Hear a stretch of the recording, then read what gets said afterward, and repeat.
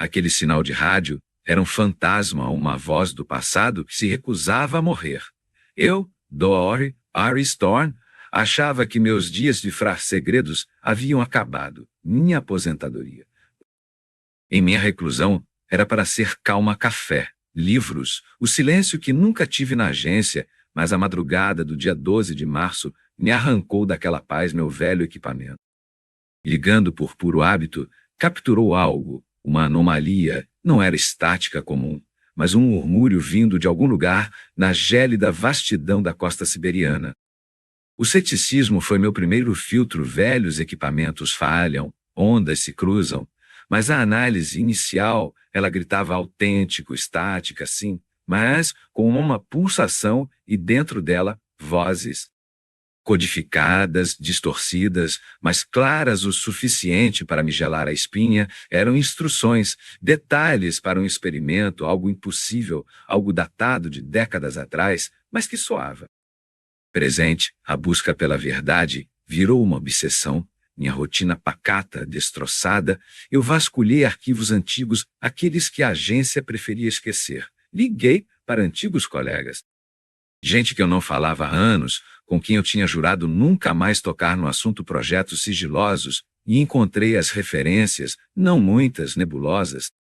Um projeto soviético ultra-secreto na região, encerrado abruptamente, sem explicações oficialmente, nunca existiu. Mas o sinal, ele continuava lá, um eco fantasma. Pulsando no silêncio da vasta solidão, e na minha cabeça havia Aris Torres mergulhar aquele sinal. Antes uma mera curiosidade, agora era uma obsessão, ele decifrava fragmentos. Cada pedaço, uma peça de um quebra-cabeça macabro, as instruções não falavam de engenharia comum, eram sobre manipular as leis da física, dobrar a própria realidade, coisas que a ciência soviética da época, ou de qualquer nação, consideraria pura ficção. Aris soava frio. Debruçado sobre esquemas e equações complexas em seu pequeno alojamento na costa siberiana, eu via a luz do monitor refletida em seus óculos, o quarto escuro. A tensão era palpável. Eu senti que não era arqueologia de dados, nem um eco morto, mas algo ativo. Ainda pulsava, ainda transmitia, vindo de uma instalação soviética ultrassecreta. Perdida em algum ponto gélido da Sibéria, um projeto que deveria estar enterrado há décadas, ele tentou os canais oficiais, contatos em Moscou, gente que devia saber de tudo. Encontrou apenas negação, um vazio. Não existe registro de nada parecido, diziam, com vozes frias e evasivas, velhos amigos, acadêmicos respeitados. Chegaram a alertar Aris certos segredos da Guerra Fria, eles sussurravam. É melhor deixar no passado, Aris. Você não sabe o que pode despertar, mas ele não parava. Eu o vi trabalhar por dias, noites a fio, cafeína e nicotina eram sua dieta constante. Então, veio a descoberta dentro do sinal principal, uma sequência subliminar, um padrão caótico, quase musical, mas distorcido. Aris isolou e decifrou a sequência. O que ele encontrou não eram instruções, mas desespero, um alerta, sim, mas também um grito de socorro. Ou pior ainda, mas também um grito de socorro. Um lamento, algo ali falhou. Não foi apenas interrompido, como diziam os boatos antigos, foi uma catástrofe, uma falha que ainda ecoava, presa no tempo. O que aconteceu a seguir foi tão estranho que a verdade era muito mais sombria do que qualquer um poderia imaginar. Eu precisava de ajuda, chamei o Pedro, um ex-colega mais jovem, destemido. Eu não tinha mais nada a perder. Juntos, triangulamos a origem exata do sinal. Não era na Sibéria, como eu imaginava, era aqui, no coração do Pantanal Mato Grossense, uma área isolada. Esquecida pelo mapa, nenhuma rota aérea, nenhuma estrada, apenas o vazio. O que eles buscavam ali não era só energia, havia algo mais, um fenômeno anômalo, algo que o governo, décadas atrás, tentou controlar. Eu sentia isso, aquele eco, não era só de desespero, era de uma tentativa de domar o indomável. eu me joguei em arquivos obscuros, redes de dissidentes.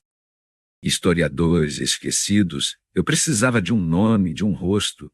Alguém que soubesse a verdade. Achei Dr. Elias Bastos, um físico nuclear que sumiu do mapa nos anos 80 e vivia agora no interior de São Paulo, com outra identidade. O encontro foi tenso, ele parecia um fantasma. Seus olhos carregavam um peso de décadas. O experimento não falhou. Ares, ele disse, a voz rouca. Ele aconteceu, meu coração gelou. Ele explicou, eles não conseguiram manipular a realidade. Eles a distorceram, criaram uma bolha, uma anomalia espaço-temporal bem ali, no Pantanal, a instalação, parte da equipe, tudo preso, dentro de um loop. Um inferno particular onde causa e efeito se dobravam sem fim. As instruções que eu decifrei eram um eco, uma transmissão perpétua, o último esforço deles. Tentando conter aquilo antes de serem engolidos, eu entendi, o sinal não era uma gravação, não vinha de um passado distante, era do interior, um grito congelado no tempo, a instalação.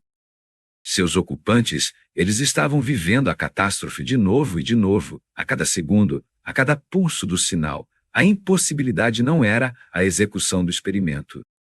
Era a sua consequência a criação de um bolsão de realidade, onde o tempo se curvava, onde a tragédia era eterna. Eu estava ouvindo os mortos, ou talvez os eternamente morrendo. E não havia nada que eu pudesse fazer. Ainda, a impotência corroía Ares, ele não podia ficar parado. A verdade exigia um preço, e ele estava pronto para pagar com o Dr. Elias Bastos.